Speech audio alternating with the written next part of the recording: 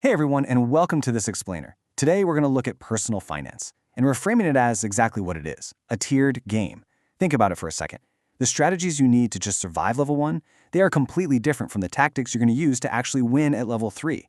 As your income levels up, your strategies absolutely have to evolve right alongside it. So today we are breaking down a highly specific, data-driven roadmap to help you conquer your finances no matter where your paycheck currently stands. Okay, let's start with a number that is honestly a little tough to swallow. 3.8%. That is the dismal average savings rate in America right now. It is a massive red flag. It tells us that a vast majority of people are barely keeping their heads above water, let alone building any kind of financial fortress for their future. Now pair that with this next figure, $5,700. That's the average American credit card balance.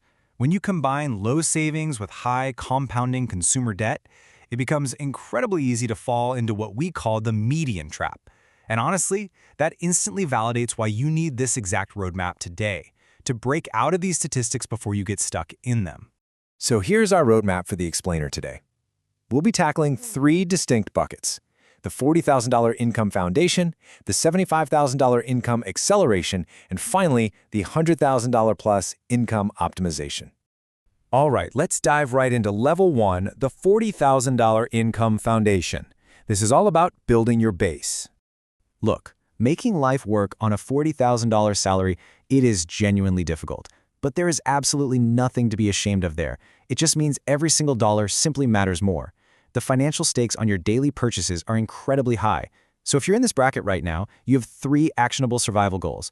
First, you've got to clear all consumer debt. Yes, that includes those sneaky buy now, pay later loans.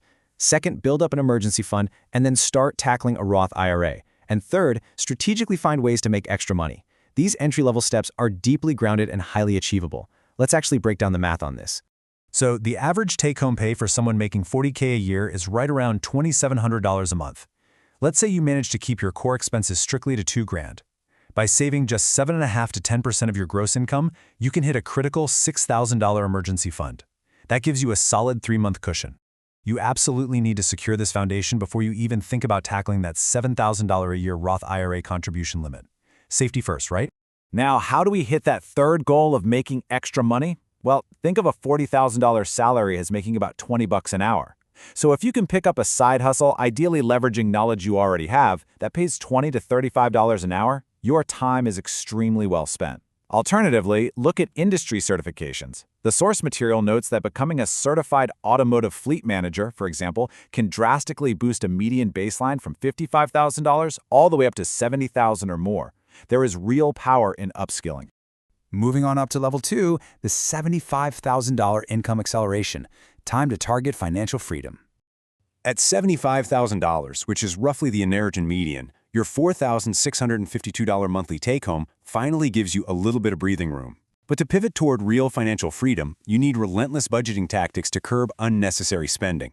One great strategy is the 24-hour hold rule. It's perfect for impulse shoppers. If you see something at the mall you want, just put it on hold for exactly 24 hours. More often than not, the urge completely passes. The second tactic is the cash envelope method. If your shopping budget is $200, put physical cash in an envelope. Handing over actual physical cash, that hurts psychologically way more than just swiping a plastic card.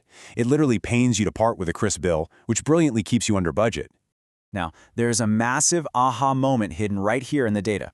The median net worth in America by age is surprisingly low. A 30-year-old sits at just over $34,000. But contrast that with Fidelity's aggressive retirement guidelines. Fidelity suggests a 30-year-old should have 1 times their salary saved, so in this case, $75,000. By age 40, they recommend having 3 times your salary saved, which is $225,000. The major takeaway here? Do not settle for the median. You should be actively aiming for at least double the American median net worth if you want to be comfortable. And the math behind this? Well, it's honestly brutal if you wait. If your goal is to hit a $750,000 portfolio by age 67 starting from zero, look at exactly how much playing field you lose as you age. If you start at 30, you only need to save 4.6% of your income. Super doable. Start at 40, that jumps to 10.67%, or about $8,000 a year. But if you wait until 50, you have to save a punishing 27.4% of your income. This proves, without a shadow of a doubt, that establishing a 10 to 20% savings rate early on practically puts your future on autopilot. Finally, we hit level 3, the $100,000 plus income optimization. This is where we get into advanced wealth building. At this tier, your bills are paid comfortably. You aren't living paycheck to paycheck anymore. The strategy shifts fully from survival into visionary, advanced wealth building. But high earners face a massive, sneaky psychological trap: lifestyle creep. It's the tendency to just inflate your everyday lifestyle, buying nicer cars, moving into bigger houses, simply because your income went up. The warning here is crystal clear.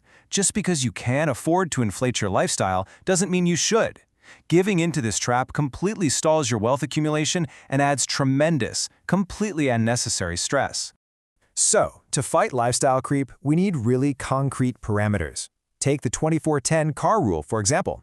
If you decide you absolutely have to upgrade your vehicle, put 20% down, finance it for a maximum of 4 years, and make sure that the monthly payment takes up no more than a tiny 10% slice of your gross monthly income.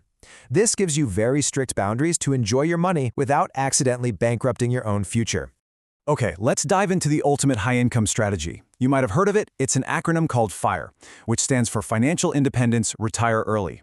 People in this movement aim to save incredibly aggressively. We're talking 30, 50, or even 70% of their income by staying exceptionally frugal. And they do this to hit their target portfolio number as rapidly as humanly possible. Because by maximizing your savings rate, you are literally buying back decades of your own life. To make this whole FIRE concept tangible, imagine you currently have a $250,000 portfolio and a $100,000 income. A 20% savings rate means you're about 19.5 years from retirement. But watch this. Just bumping that savings rate up by 10% to a 30% savings rate drops that timeline down to 15.9 years. You literally chop nearly 4 full years off your working life with just a slight mathematical adjustment to your budget. It's wild. One last advanced tip for this bracket. This is where you might step slightly outside traditional index funds into what the source calls high conviction plays. This means allocating a strict 5 to 10% of your portfolio into riskier assets with faster growth potential. We're talking about things like real estate syndicates or high conviction tech stocks. But, and this is a huge but, you should only do this if you have a true competitive edge or specific industry knowledge that others don't have. It's accepting higher risk for higher upside, assuming you actually know what you're doing. So we've scaled the foundation, we've hit the acceleration, and we've explored optimization. I want to leave you with this final provocative question. What is your personal FIRE number, and which of these tiered income strategies are you going to implement today? Because understanding the rules of the game, that's just step 1. Applying these benchmarks immediately is how you actually win. Take these strategies, apply them to your own life, and start leveling up. Thanks so much for joining me on this explainer today, and keep learning.